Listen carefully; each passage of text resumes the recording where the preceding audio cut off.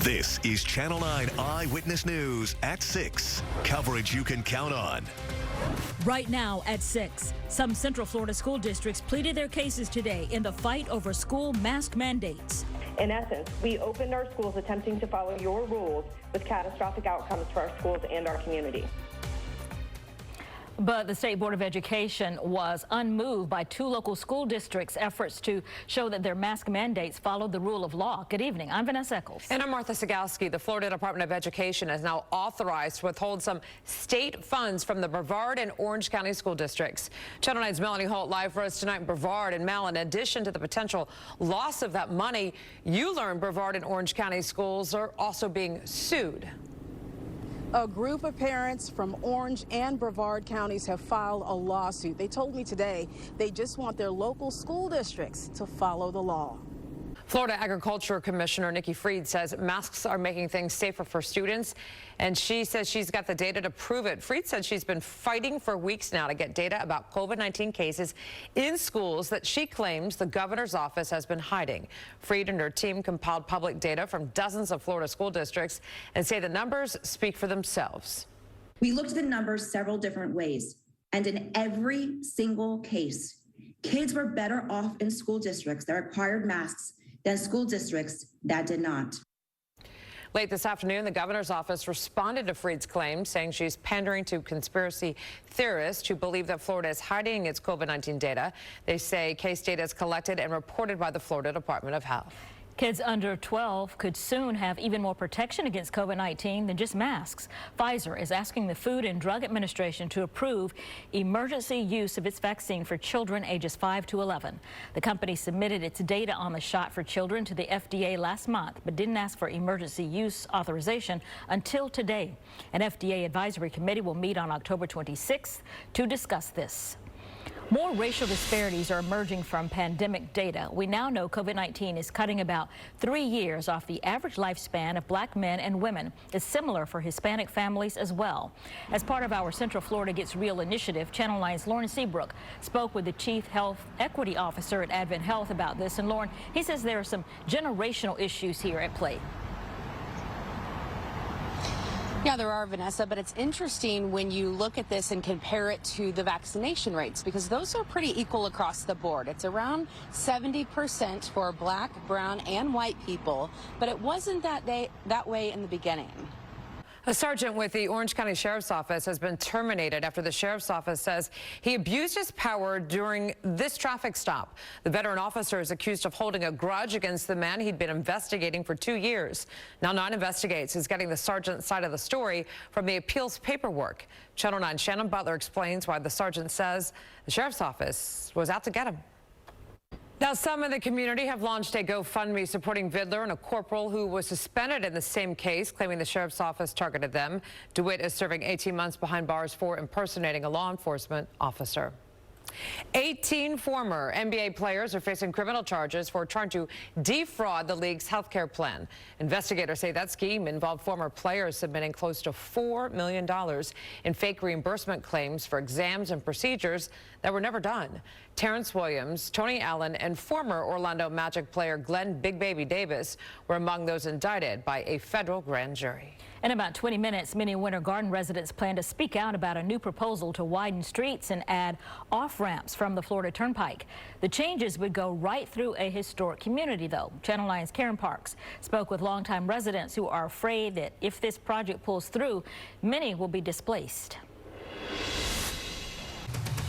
The Volusia County Sheriff says calls to a local children's home have dropped since 2 kids walked away and got into a shootout with deputies. Coming up, what he says changed that led to fewer calls. All right, we had record heat today, and I am tracking a few isolated storms like this one over Ocoee and Winter Garden. Next, hour by hour, we'll see rain through the evening and again tomorrow. Sky Witness 9 on Channel 9 Eyewitness News, bringing you closer to the scene during breaking news. Brought to you by the personal injury attorneys at Farah & Farah. Doppler 9 radar is driven by Toyota of Orlando, I-4 New Millennium Mall, and Toyota of Claremont. For half a century, its magic has brought joy to millions and helped shape the city we all call home. Now, join Channel 9 Eyewitness News as we celebrate Walt Disney World's 50th birthday. I'm Greg Warman. And I'm Martha Sagowski. We'll share the stories of the history behind Disney's decision to choose Orlando and how the park has evolved over time. Plus, the plans ahead that will continue to bring visitors around the world to Central Florida. Eyewitness News celebrates 50 years of magic. Sunday at 7 on Channel 9. New at 6, violent attacks on staff and law enforcement, children running away and breaking into homes. Those are just some of the complaints neighbors and deputies have gotten over the years about the Florida United Methodist Children's Home in Deltona. It's resulted in more than 300 calls to law enforcement in 2 years, including one this past June that led to a shootout between 2 children and deputies. Channel 9 Volusia County reporter Mike Springer is live outside the state attorney's office where those children's cases are pending. Mike, you talked with neighbors today, so according to them, how have things changed? Well, they say things have really quieted down there since that June 1st shooting, Vanessa. They say it's almost like the children's home has been on a lockdown since then, but they tell me they're not sure how long all of this is going to last.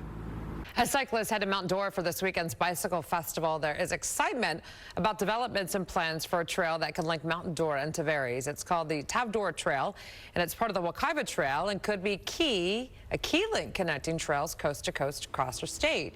It will go along inactive railroad tracks between the 2 downtown areas. Those cities in Lake County applied for a $25 million federal grant, and there's a meeting to get public input on the project later this month. That's what we're crossing the fingers and then we want it to happen eventually. It's gonna be super good. American Rescue Plan Act money could pay for part of the project. The city of Mount Dora says it's expecting to find out if that $25 million grant comes through sometime around Thanksgiving. Gatorland is bringing back its Halloween event. The 3rd annual Gators, Ghosts, and Goblins starts back up on Saturday. Guests can walk through several haunt zones and listen to some live music and participate in meet and greets with animals at Gatorland. People who show up can wear costumes as long as it's not too scary or too gory. Kids who dress up can march in the Halloween costume parade. That's what we live for, is watching the looks on the children's faces. When they see some of these characters and they're getting some a little bag of candy to go on their Halloween, so get a little early trick-or-treating in. Guests can catch the fun every weekend through Halloween. Well, it's hot out there. It's sticky. We got rain coming this weekend. And at some point, I'm assuming the next couple of months, we might actually get some cooler weather. Just not today. Yeah, there's that one morning in January, you know, like the second or third week. Right now, this is just summer part 2. 95 in Leesburg today. That broke a record from 1986. Yes. 35 years ago. It was also 95 in Orlando, but we're down to 84. It's cooled off. Still in the low 90s in Claremont and Polk County. The reason why some of us have cooled off, well, we have rain developing. It's not widespread. It's only isolated, but we'll take what we can get because we do need the rain. Some areas are behind for the year up to a foot. I'm looking at you, Melbourne. All right, as far as the rain in Orlando, or at least the metro, you can see we have one little blob here. This isn't severe, but the rain is coming down pretty heavy, and we have lightning.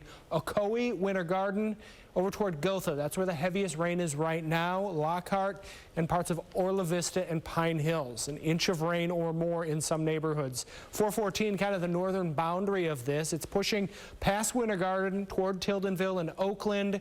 And then the southern border is pushing toward parts of Windermere and Dr. Phillips. You can see here Lockhart over towards Maitland, Eatonville, Fern Park, some showers developing as well. Again, we need the rain, so we'll take it. Looking at a higher rain chance in Marion, Sumter, or Lake counties over the next few hours, but if you're closer to the coast, say Titusville up toward New Smyrna Beach and Daytona, only a slight chance for showers this evening. Here's your 7-day forecast. The weekend always in view. Remember, Saturday, scattered morning or afternoon rain possible. On Sunday, it's a drier day with isolated late-day showers. It's not as hot this weekend. Then a little drier, more upper 80s to near 90-degree weather next week. We'll be right back. Download the WFTV weather app. Get a localized forecast from Tom Terry. Just search WFTV. Brought to you by the Law Offices of Attorney Dan Newland. Involved in a car accident? Call me now at 407-888-8000.